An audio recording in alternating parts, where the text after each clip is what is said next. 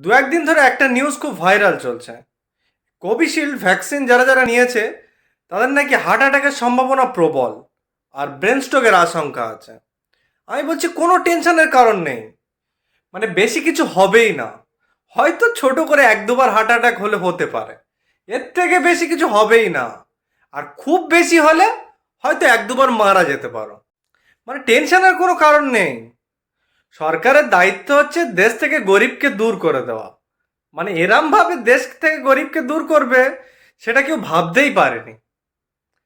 আর করোনার সময় আমরা করোনা থেকে বাঁচার জন্য কোভিশিল্ড ভ্যাকসিন নিয়েছি।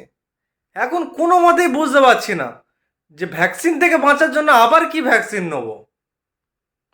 মানে মৃত্যু তো সবার হবে, মানে মরতেই সবার হবে, কারোর আগে কারোর পরে, তো টেনশনের কোনো কারণ নেই।